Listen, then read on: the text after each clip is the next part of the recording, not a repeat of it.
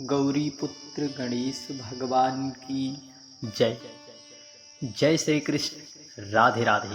प्रिय भक्तगणों, 16 या फिर 17 जून कब है गंगा दशहरा? देखिए, गंगा दशहरा क्यों इतना महत्वपूर्ण है हमारे सनातन हिंदू धर्म में?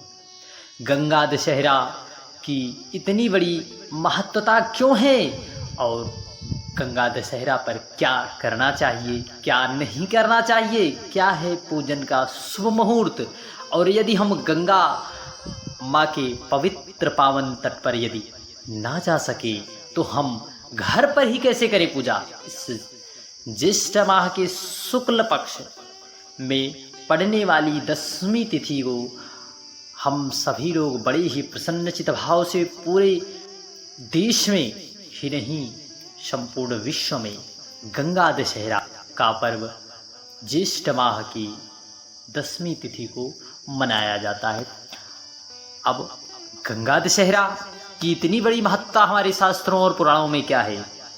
वही माँ गंगा अपनी जल की बूंदों से मात्र एक ही बूंद हमारी गंगा का दर्शन करने मात्र से ही मनसा वाचा कर्मणा, मन के द्वारा, वाणी के द्वारा, कर्म के द्वारा हम सभी लोग पवित्र हो जाते हैं।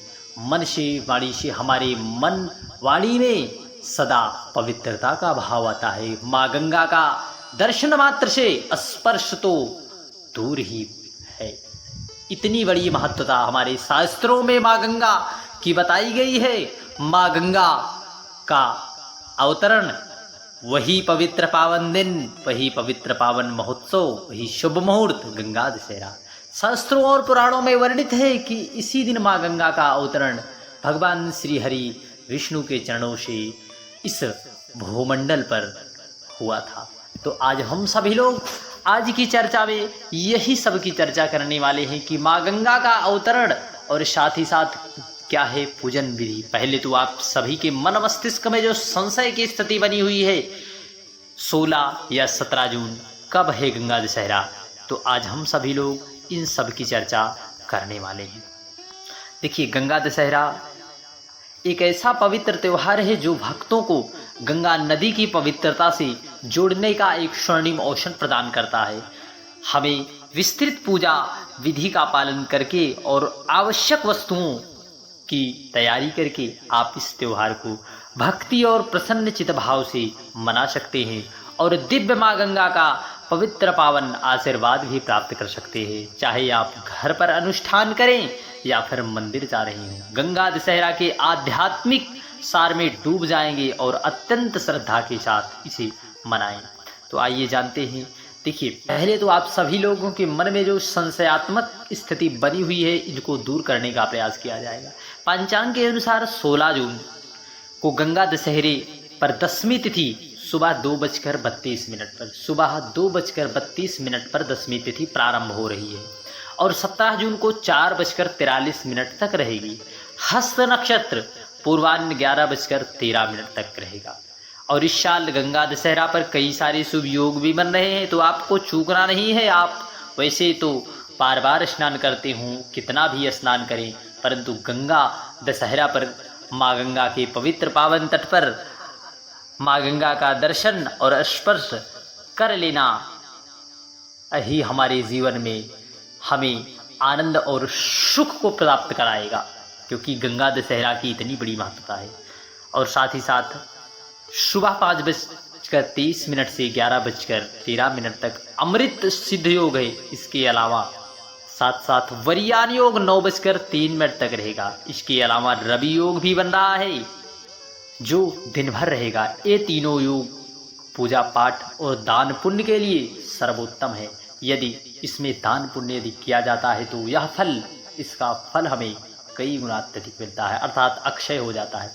देखिए, जिस प्रकार माँ गंगा भूमंडल पर अवतरित होकर हमें अन्न रूप में, जल रूप में हमारा भरण पोषण, माँ गंगा ही अन्नपूर्णा का स्वरूप है। माँ गंगा ही अन्नपूर्णा स्वरूप में हमें अन्न प्रदान करती हैं, उनकी जल की बूंदों से हम जल ग्रहण करते हैं और उन्हीं की जल बूंदों का एक स्वरूप अन्न ही है, क्योंकि अन्न स्वरूप में माँ गंगा हमें जल के रूप में हमें जो है प्राप्त होती हैं और उसी जल से हम अपने कृषि आदि सभी फसलों का सेचन करते हैं। वही माँ गंगा है जिनके माध्यम से हमें जल प्राप्त होता है और उसी जल से हमें कृषि की सभी अन्नों की प्राप्ति होती है। इसलिए माँ गंगा अन्नपूर्णा का स्वरूप हैं। तो आप सभी लोग गंगा के तट पर इस दिन यदि जा रहे हैं तो कौन कौन से कार्य कर लेने से माँ गंगा हम पर प्रसन्न होती हैं, हमारे सारे पाप नष्ट हो जाते हैं। देखिए, इस दिन माँ गंगा का अवतरण हुआ था और राजा भागीरथ के पूर्वजों को इसी दिन मोक्ष प्राप्त हुआ था, उन्हें प्राप्त हुई थी। ऐसा माना जाता है जीवनदायिनी माँ गंगा की पूजा करने से समस्त पापों का अंत हो जाता है और रोग दोष से भी हमें मुक्ति प्राप्त होती है। और यह दिन, इस दिन भगवान देवाधिदेव महादेव को भी बड़ा ही प्रिय है। इस दिन, इस अवसर पर भगवान शिव की पूजा का विशेष महत्व है, क्योंकि देवी उनके शीश पर ही विराजमान है। उन्हें गंगाधर भी कहते हैं। गंगा को धारण करने वाले भगवान देवाधिदेव हैं।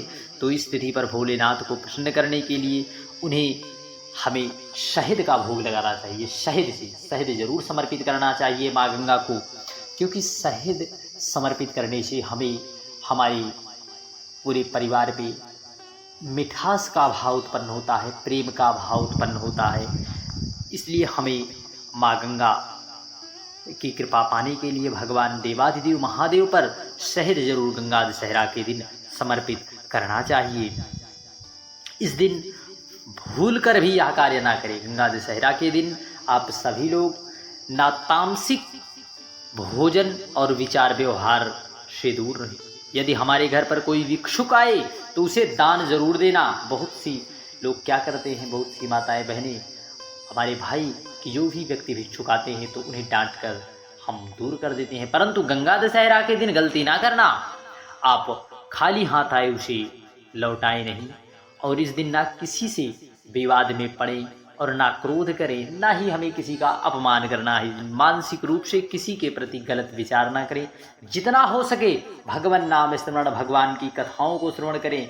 निश्चितता है माँ गंगा जो है, उनके दर्शन मात्र से ही हमें पवित्रता की अनुभूति होती है, आनंद की अनुभूति होती है। तो इसलिए माँ गंगा हम पर सदा कृपा बनाए रखें, अन्न रूप में, जल रूप में। तो हम सभी को उनकी आराधना जरूर करना चाहिए। जय श्री कृष्ण। बढ़ते हैं, इस दिन भगवान श्री हरि नारायण विष्णु की पूजा करनी चाहिए। गंगा, यदि आप गंगा नहीं गए हैं, देखिए आप यदि गंगा के तट पर नहीं जा पाए किसी कारणवश, किसी भी कारणवश, तो आपको जो है गंगा के तट पर ना जा पाए तो आप अपने घर पर गंगा माँ का एक स्वरूप अपने हृदय में माने और एक बाल्टी जल या परात में या कलश में, उसमें आप पानी भरकर उन्हीं के सन्मुख एक दीपदान जरूर करें, क्योंकि गंगा दशहरा पर दीपदान की विशेष महत्वता है। और इस दिन किसी जरूरतमंद को घड़ा या सुराही अवश्य दान करें। और रसदार तरबूज, खरबूजा, नारियल आदि का दान करना शुभ माना गया है। इसलिए हम सभी लोगों को जो है गंगा दशहरा के दिन इन विशेष उपायों को जरूर करना है। अब इस दिन आप गंगा दशहरा पर ब्रह्म मुहूर्त में गंगा माँ के तट पर स्नान करें। बहुत से लोग यदि गंगा के तट पर नहीं जा पाए तो अपने घर पर थोड़ा सा गंगा जल ही लेकर उसमें जल डालकर नहाने वाले पात्र में गंगा जल स्वरूप हो गया, क्योंकि माँ गंगा का एक बूंद भी सभी को गंगा जल बना देता है। माँ की ही कृपा है, जो गंगा जल हमें चाहे जिस स्वरूप में प्राप्त हो वही गंगा जल है, क्योंकि जल तो जल। इसके बाद साफ वस्त्र को धारण करके सूर्य भगवान को अर्घ्य जरूर देना है। और इस दिन माँ गंगा के साथ साथ भगवान देवाधिदेव महादेव की भी हमें पूजा करना चाहिए। इस दिन गंगा स्रोत का पाठ करने से व्यक्ति को शुभ फल की प्राप्ति होती है। पूजा के बाद जरूरतमंद को कुछ ना कुछ दान जरूर करें। थोड़ा कुछ ना कुछ जो भी आपकी यथाशक्ति है, अपनी यथाशक्ति के अनुसार जो है आपकी जो सामर्थ्यता है उसके हिसाब से आप दान ज़रूर करें। जय श्री कृष्णा, राधे राधे। आप सभी को गंगा दशहरा की ढेर सारी शुभकामनाएं।